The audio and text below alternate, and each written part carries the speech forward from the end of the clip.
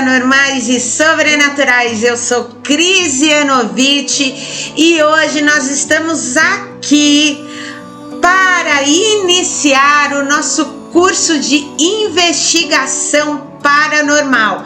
Este é o primeiro módulo.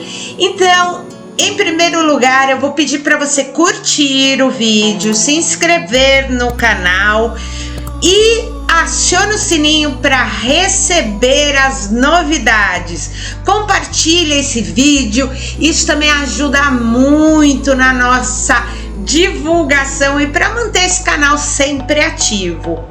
Mais uma coisa que eu vou pedir para vocês é que você mande relatos pra gente, dê sugestões, comenta aí o vídeo e a gente vai ficar muito feliz com isso.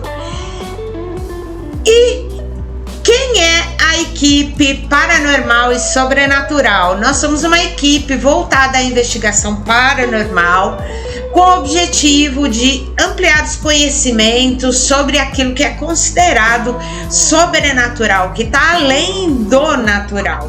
Em nosso trabalho, nós divulgamos os relatos dos nossos inscritos e material informativo que possa auxiliar as pessoas na compreensão sobre esse mundo extraordinário que nos cerca, sobre as experiências que podem ser válidas para todos, tá?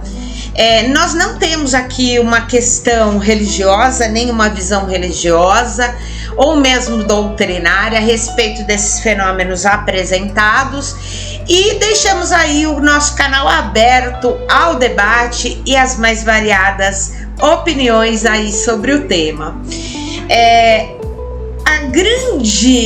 Nosso grande mote, nosso grande lema é afastar o temor a respeito daquilo que é sobrenatural, que é paranormal, sobre a fenomenologia, né?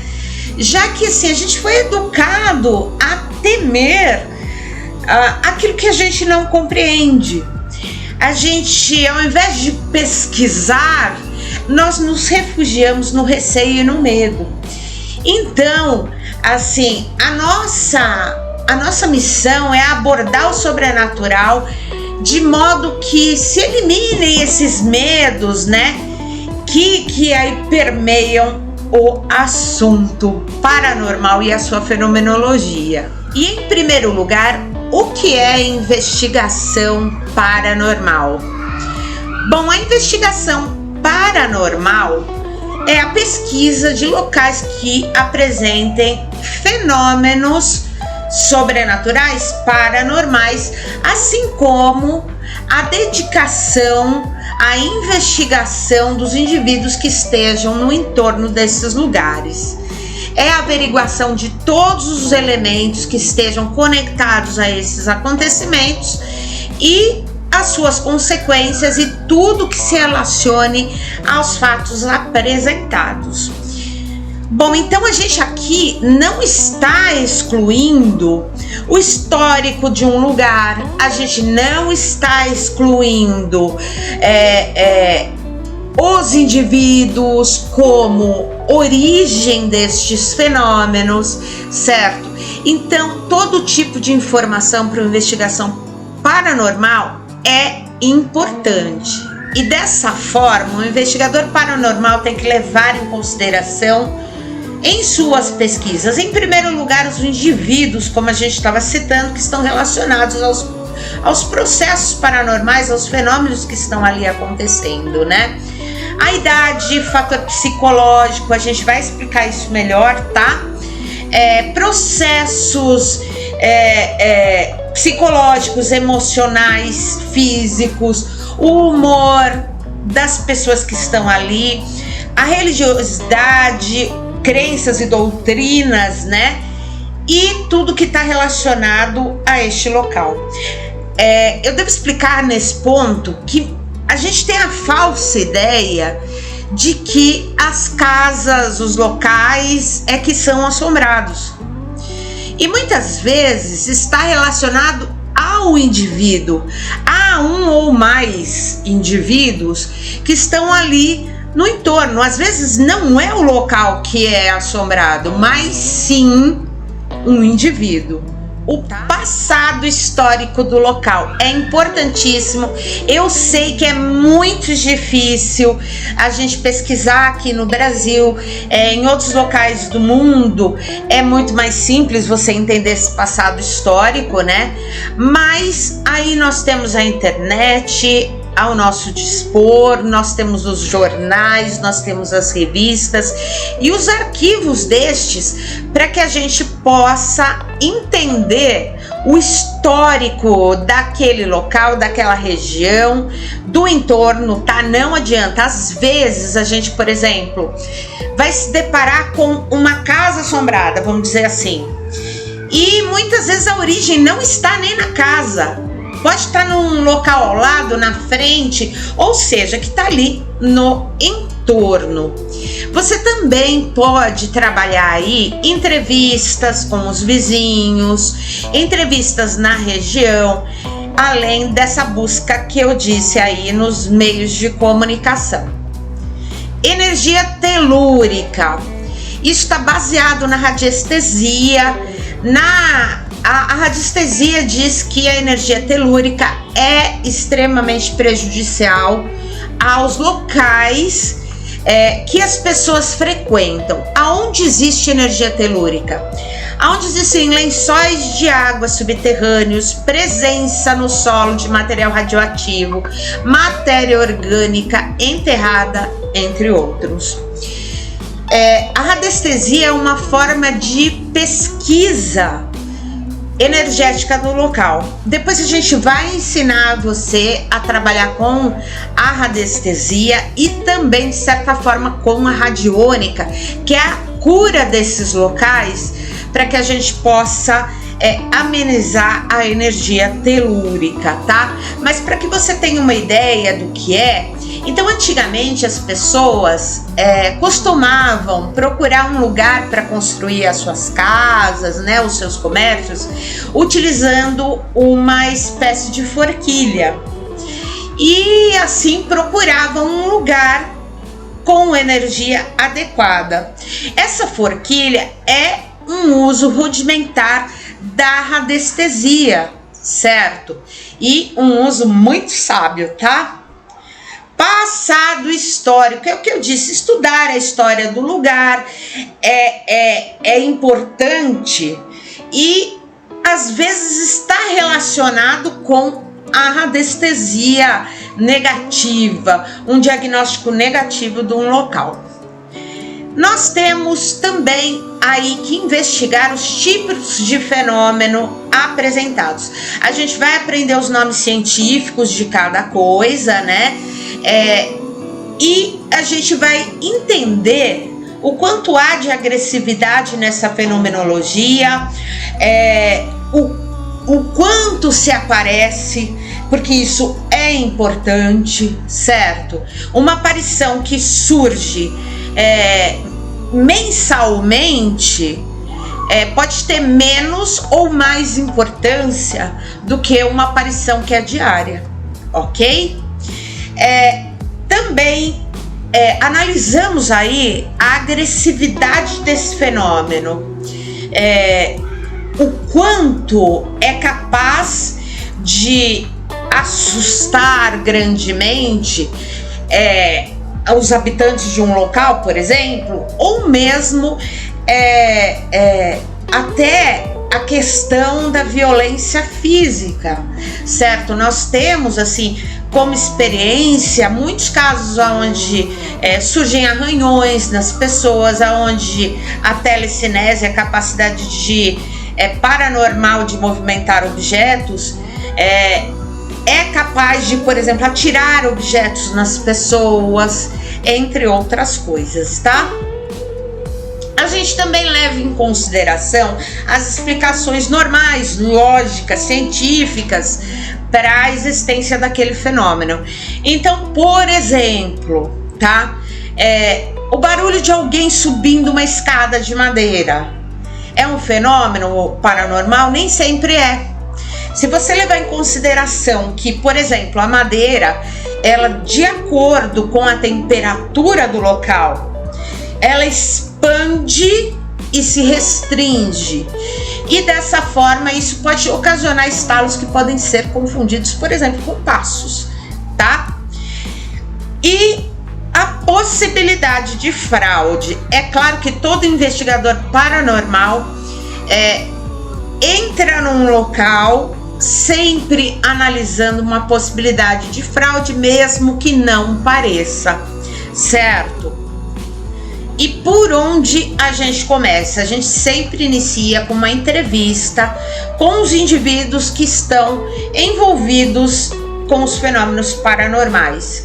É muito legal que você tenha um gravador de bolso ou então grave no celular esta entrevista, tá? A gente costuma fazer anotações, sim.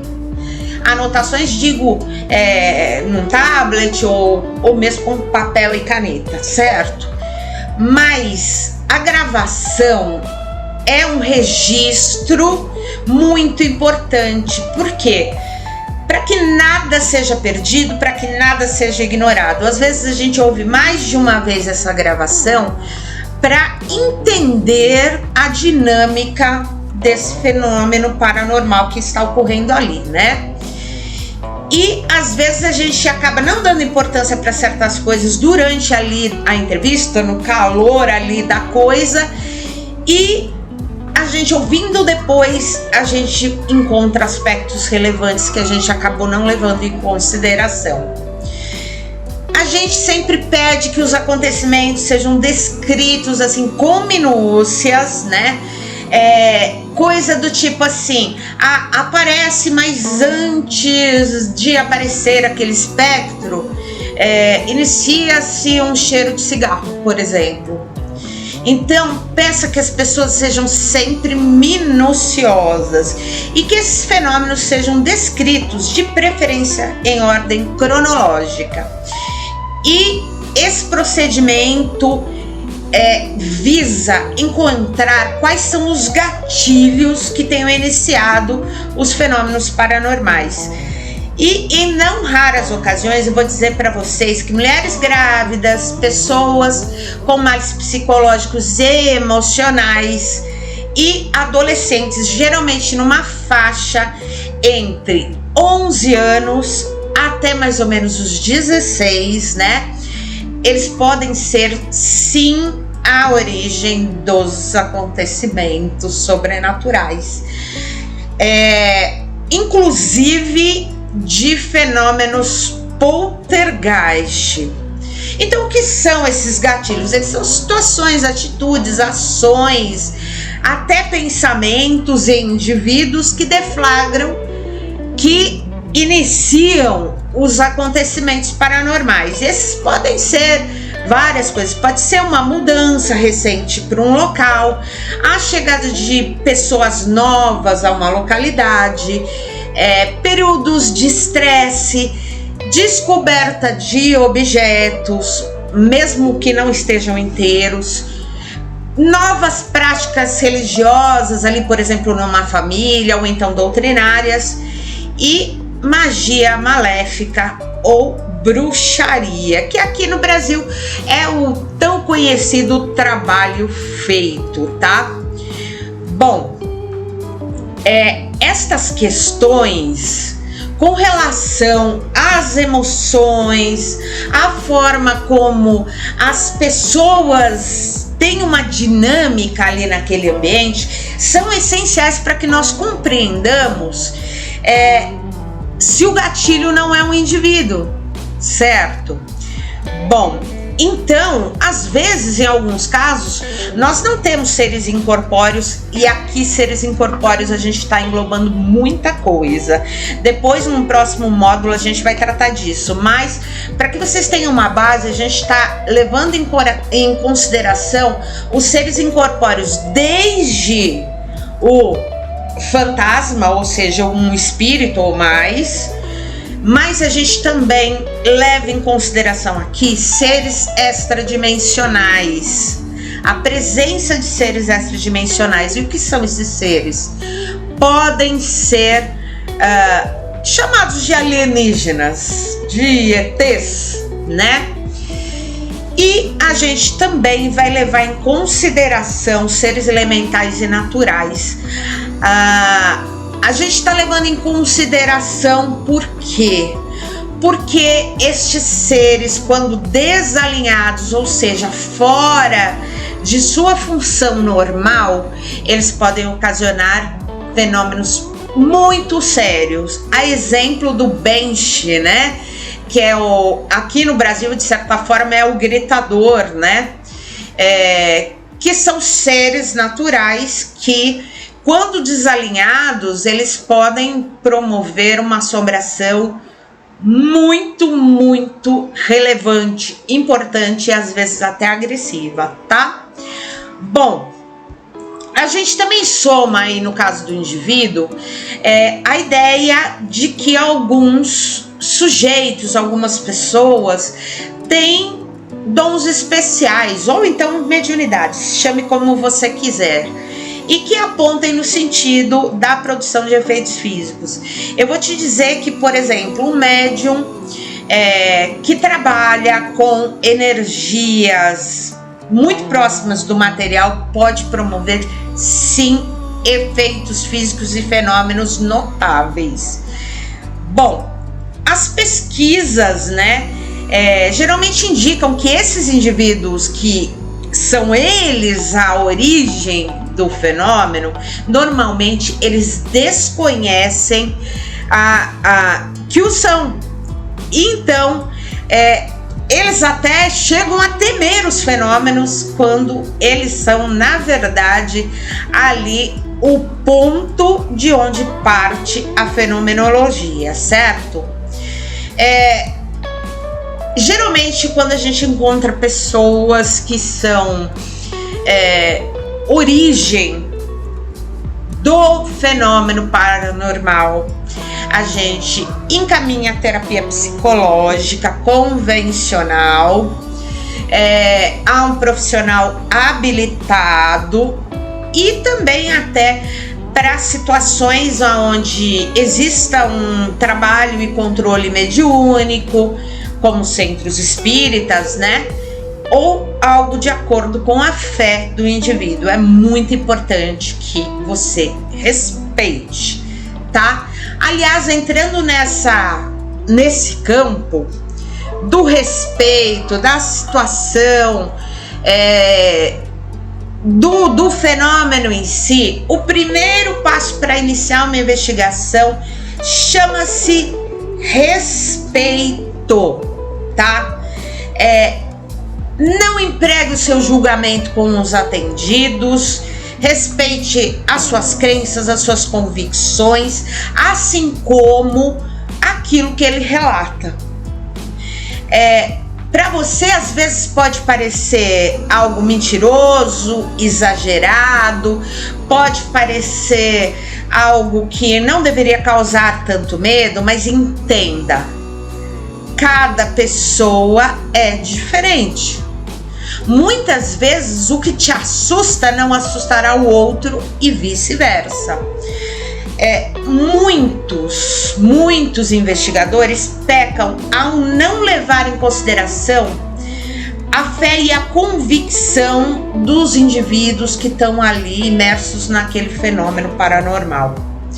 E por isso acabam fracassando dentro da possibilidade de reportar fenômenos, de registrar essa fenomenologia.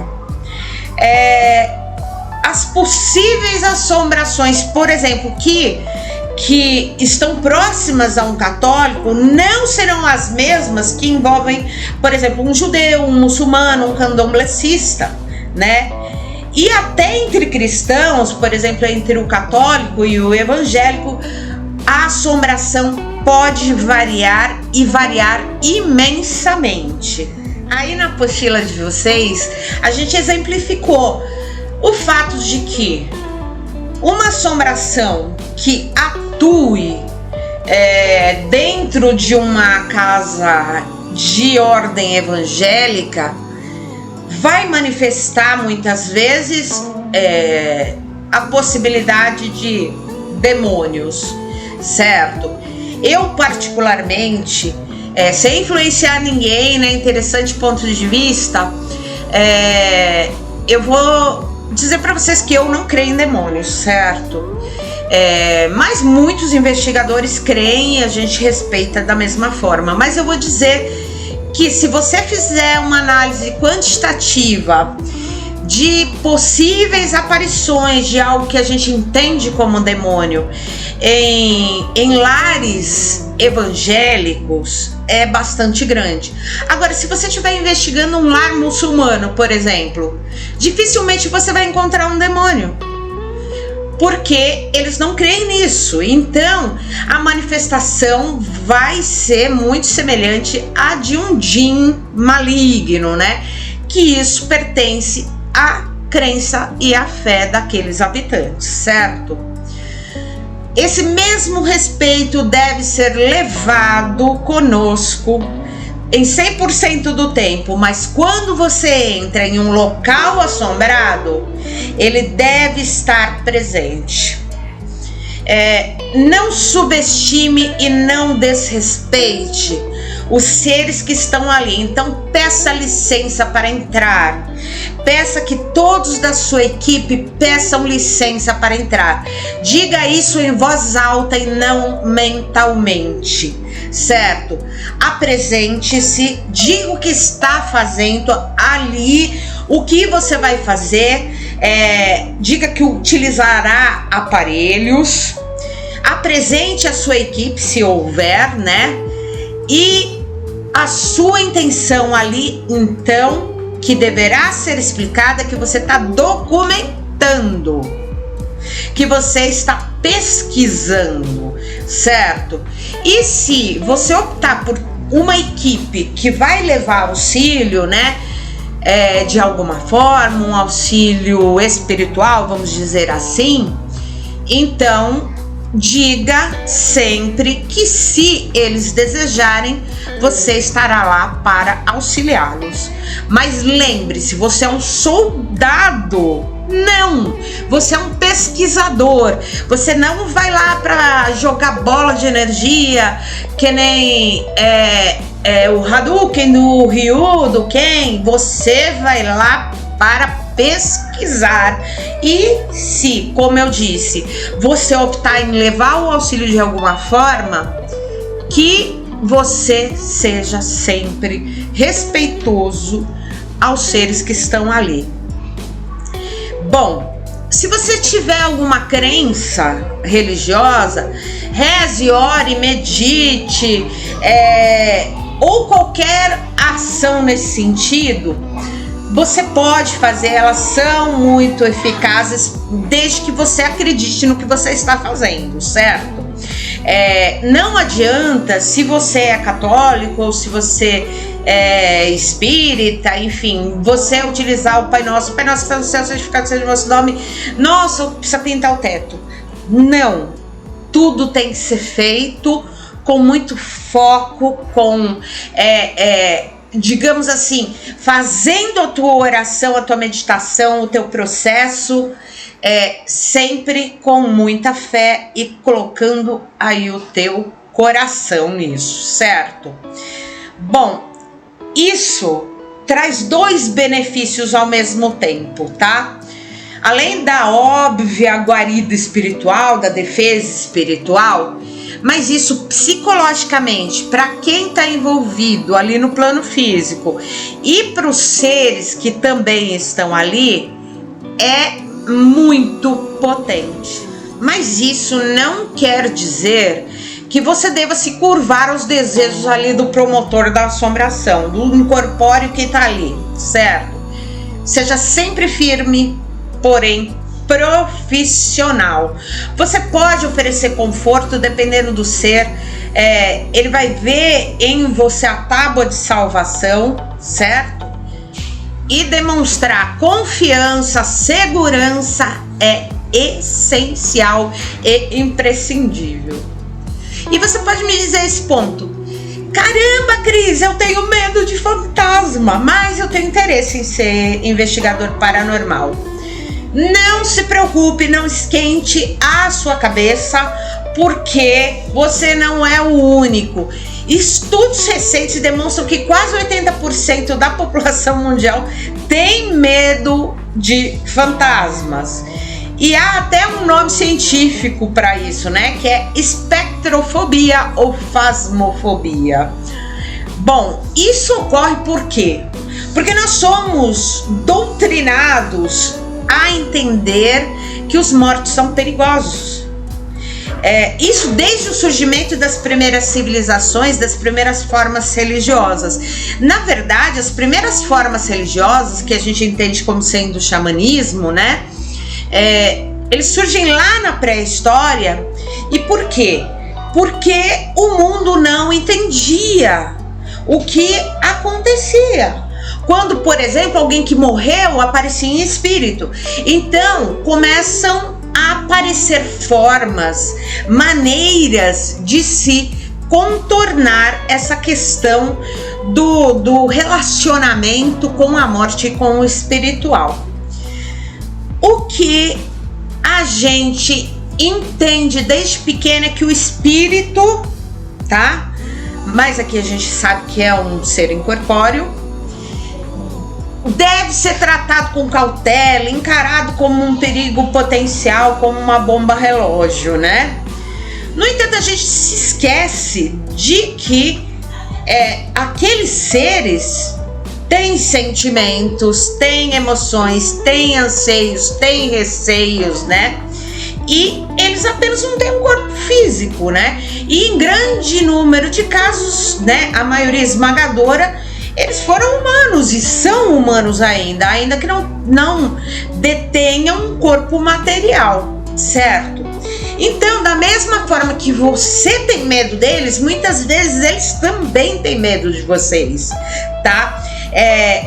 Mesmo aquele que é agressivo e é raivoso, muitas vezes ele está temeroso com o que você pode fazer. Então, pensa aí no espírito da Idade Média e ele te vê com um celular na mão, um mero celular. Ou então pensa que você tá com uma lanterna na mão. Ou pensa então que você tá com um isqueiro, né? Isso, ele não entende o que é, pra que é, se pode agredi-lo, se pode feri-lo de alguma forma. Sim, nós podemos ferir, sim, ele, em alguns casos, e em boa parte deles, no caso de seres incorpóreos perdidos, que estão, vamos dizer assim, nas trevas, na ignorância, eles muitas e muitas vezes, eles podem sentir dor, né? E até o caso de, por exemplo, encontrar uma mulher vestida com uma calça jeans, um rapaz com uma camiseta de caveira, do Ed, do Iron Maiden, né? Isso pode soar absolutamente estranho para eles, né? E até absurdo se a gente falar em determinadas culturas, né? Então tudo isso pode parecer que esteja oferecendo um perigo potencial a eles.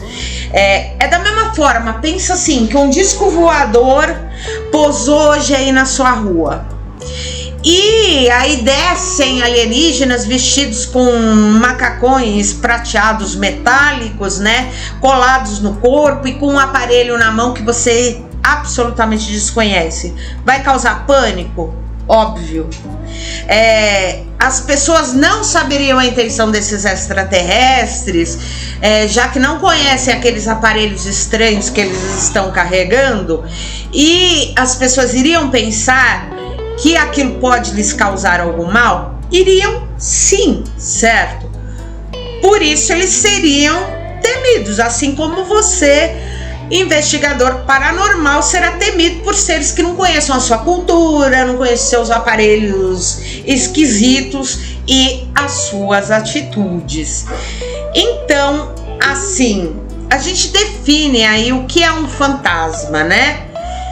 A partir da obra Como Caçar Fantasmas, que é do Joshua P. Warren, né? Então, fantasmas podem ser definidos como algum aspecto paranormal da forma física e ou presença mental que parece existir a parte da forma física original, tá? Por que ele coloca a ideia de parece, né? Ao invés dele dizer assim, um fantasma né? Ele coloca, podem ser definidos. Ele tá dizendo, parece, né? Então, simples, os encontros com a fenomenologia paranormal se dão através dos 5 sentidos, do tato, da audição, da visão, do olfato, do paladar. É muito comum as pessoas, por exemplo, sentirem um cheiro diferente, sentirem às vezes um amargor na boca, sentirem-se tocadas, o tato, e ouvirem e verem coisas que são sobrenaturais e que não são compreensíveis para aquele ser, né? Mas tudo isso pode ser sugestionável, então parece, por isso que ele não determina, né? E às vezes o que a gente capta de um jeito, o sujeito aí do lado vai captar de outro, certo? Então, por exemplo, uma orbe, que é aquela luzinha, né? Como é definida aquela luzinha em forma geralmente esférica, que aparece em muitos vídeos de investigação paranormal, nem sempre é captada por todos. E às vezes é só captado pela câmera. E em ser captado pela câmera, você vai dizer assim, ela estava lá, mas nós não vimos. Mas isso pode ser uma partícula de poeira ou um inseto flutuando no ar, que geralmente com a câmera e a iluminação que você usa, dá a crer que é um fenômeno sobrenatural, e não é. Bom, então, por exemplo, a gente fala aí na apostila de vocês a ideia de uma casa em que há uma luz lá numa sala de estar que acende e apaga toda hora, né? E que os moradores ali não compreendem o que é aquele fenômeno, aquela situação. E eles sentem cheiros estranhos, adocicados, né? E ruídos que parecem estar ali dentro da parede, né? Então, assim, não tome como sobrenatural isso, por quê? Mesmo que os moradores lá da casa digam assim, não, é o fantasma de um homem que morreu aqui, era um antigo proprietário dessa casa, ele era muito apegado e piriri pororó, né?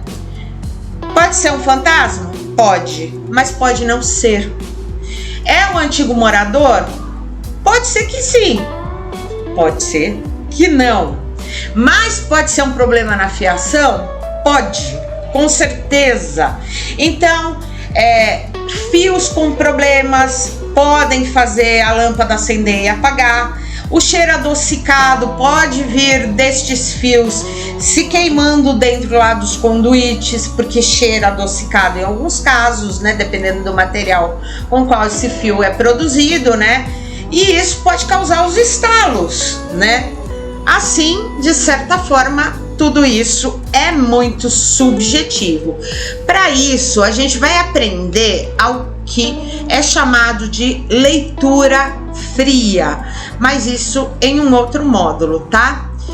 E por isso que a gente usa a aparelhagem para diferenciar um fantasma de um episódio totalmente explicável. Um grande aparelho que a gente utiliza é o medidor IMF, né? Que é o medidor de ondas eletromagnéticas. Você pode determinar, por exemplo, um problema elétrico que está acontecendo num lugar, e também até o caso de um ser incorpóreo. Por quê? Porque quando eles estão em atividade, eles emanam um campo magnético que pode ser captado por este aparelho, certo? Existem alguns investigadores que trabalham dentro da doutrina de que os aparelhos não são eficientes para conhecer a presença e investigar e tal e coisa, certo? Mas isso seria negar o estudo anterior dentro da parapsicologia, dentro da fenomenologia parapsicológica, que traz experimentos desde a década de 30, falando sobre os fenômenos que partem de seres incorpóreos ou supostamente incorpóreos e que se podem ser captados através de um aparelho de medição de campo eletromagnético. Além disso, você, como investigador do sobrenatural, deve ter em mente que provar esses fenômenos, provar a existência de espectros é essencial, tá? Bom, apesar dessas manifestações ocorrerem desde o início dos tempos, como eu disse, ali na pré-história que se inicia, né? E serem descritas por um grande número de pessoas confiáveis, né? Para a maioria das pessoas isso não é um assunto sério. As pessoas vão te entender como Ghostbusters, né? Que você vai ter um feixe de raios, você vai ter um aparelhinho que você pisa e prende um fantasma, enfim, né? Tudo isso faz parte aí do imaginário do que é um investigador paranormal.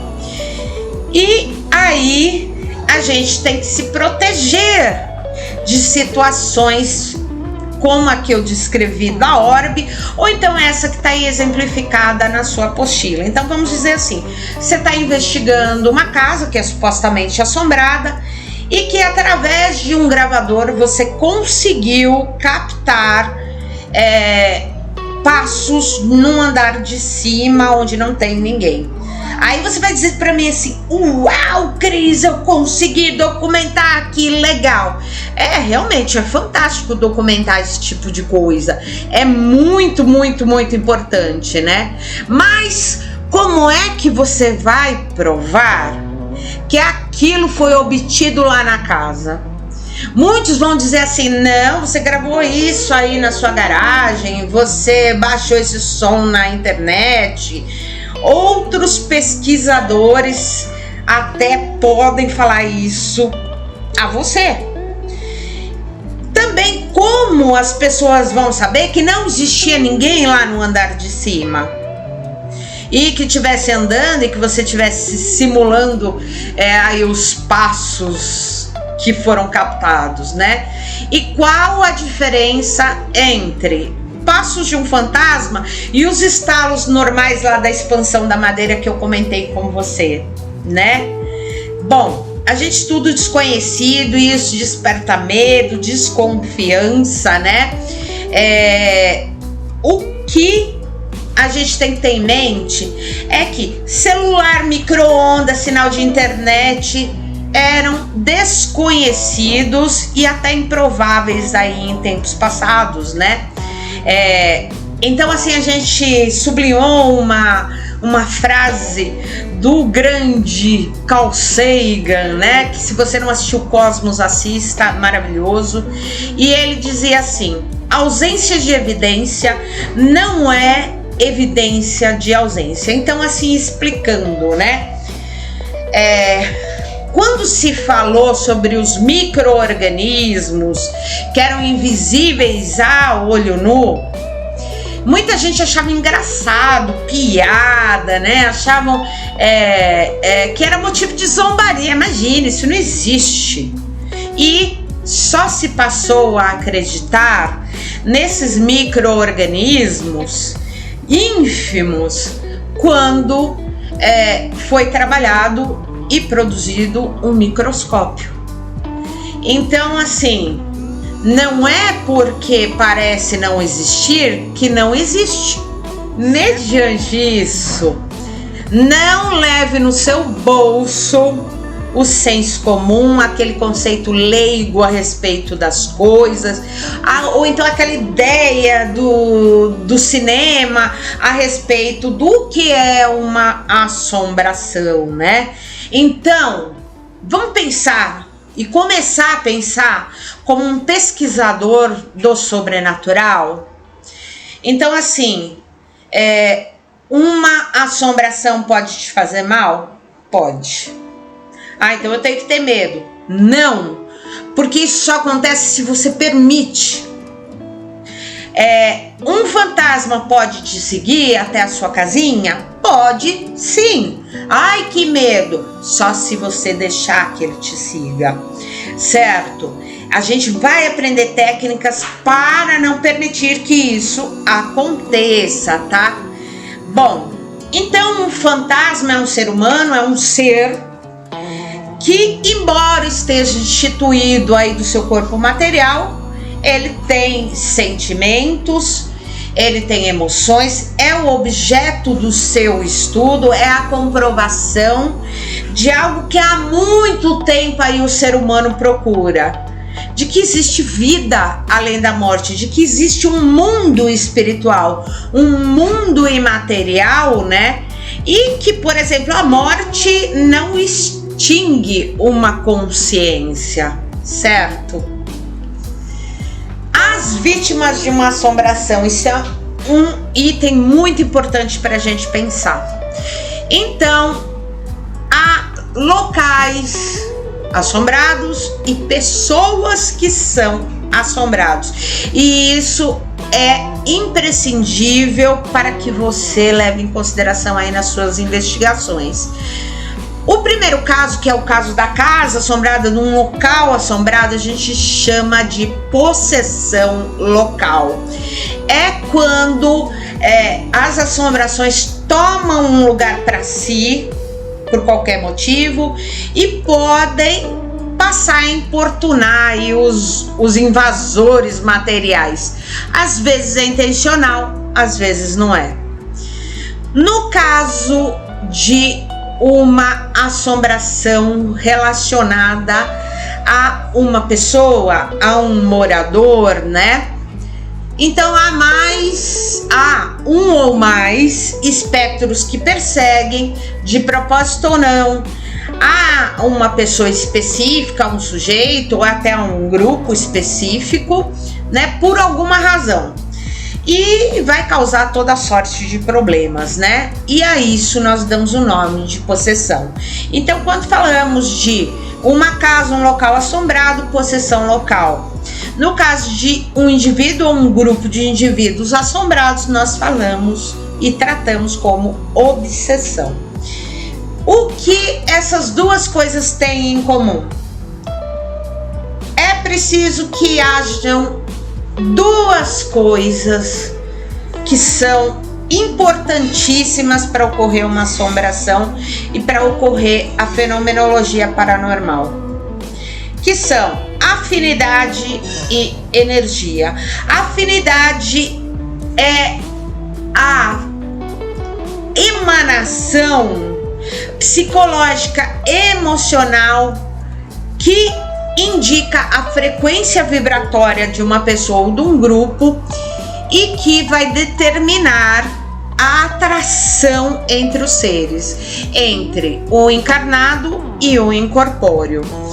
Então, assim, se alguém sente mágoa profunda e cultiva essa mágoa, ele certamente vai encontrar, vai atrair seres para ele, incorpóreos, que vibram da mesma maneira, em mágoa, em tristeza, certo?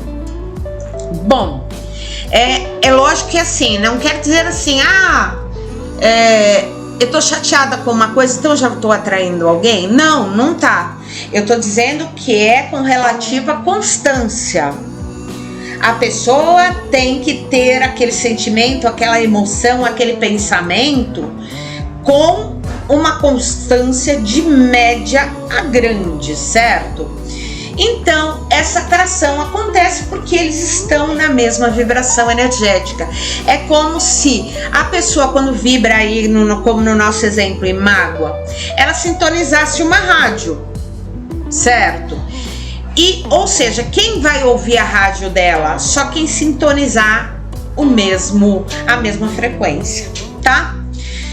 Bom, por outro lado, nenhum fenômeno paranormal ocorre sem que exista um combustível chamado energia para que isso ocorra, né? E assim, um ser incorpóreo não consegue produzir efeitos sobrenaturais sem esta energia, tá? Então vamos voltar lá pro caso da pessoa que sente mágoa. Ela atraiu estes incorpóreos pro lado dela, certo? Eles estão sintonizando a mesma energia e ela continua com a mágoa. Não é porque eles chegaram que ela para, né? Então ela continua com a mágoa e ela continua a produzir energias que podem ser absorvidas por este ou estes espectros.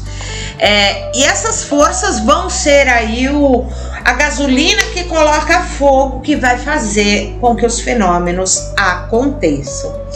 É lógico que assim, depois de um prazo, quando existe uma afinidade por maior tempo, eles começam a absorver o fluido vital, e por isso que as pessoas acabam se sentindo cansadas, esgotadas física e emocionalmente. Isso é sinal, inclusive, de que já está numa obsessão, aonde já existe uma ligação mais forte entre o encarnado e o ser incorpóreo, ou seres incorpóreos, né? Uma outra coisa que é um combustível assim grande para que esses fenômenos aconteçam é o medo. É o medo. Ter medo produz um tipo de energia que é facilmente aproveitada por seres incorpóreos para produzir fenômenos paranormais, tá? Bom, então, às vezes também até o espectro ali que tá perto daquela pessoa, né? Digamos assim, ele não tá mal intencionado, né? Ele foi atraído porque de repente ele também tem uma mágoa ali pesada ou algo bastante similar. Então ele chega até ali e assim, ele não quer prejudicar ninguém, ele não é mal, como eu disse, não tem nenhuma intenção maligna. E ele chega perto desta pessoa e vamos dizer que aquela pessoa naquele dia, ela tá muito entristecida com a razão aí da sua mágoa, né? E aquele incorpóreo vai querer transmitir um conforto, sei lá, dar um abraço ali nele, né? E o espectro começa a absorver a energia produzida de forma não intencional, e aí ele pode fazer com que o encarnado se sinta mal, se sinta arrepiado, e se ele começar a mentalmente, o espectro, tá? Dizer assim, eu quero apoiá-lo ali fisicamente, né? Eu quero estar junto dele. Existe a possibilidade dele, sem a intenção de fazê-lo, absorver essa energia e realmente se materializar, né? E essa simbiose aí que a gente descreveu vale para a possessão local, porque a possessão local depois de um tempo vira obsessão também, né? E é prejudicial a ambos, já que cria laços muito nocivos, onde se trocam energias que são de uma frequência muito baixa, que são deletérias e que a médio ou a longo prazo vão causar enormes prejuízos. Então, meus amores, a gente vai ficando por aqui no nosso curso. Aguardem o módulo 2 e a gente vai aprender bastante a trabalhar todo o âmbito estudado pela parapsicologia, estudado pelos investigadores paranormais que estão espalhados aí pelo mundo. Aprender a ser realmente um investigador profissional, que é essa a nossa intenção. Então eu vou indo, vou pedindo mais uma vez a chatice dá o like, se inscreva, aciona o sininho, compartilha, manda a tua experiência, enfim, tudo isso é para ajudar o canal a manter esta fonte de informações que é a nossa meta, o nosso objetivo, certo? Então, um grande beijo para vocês e a gente se vê.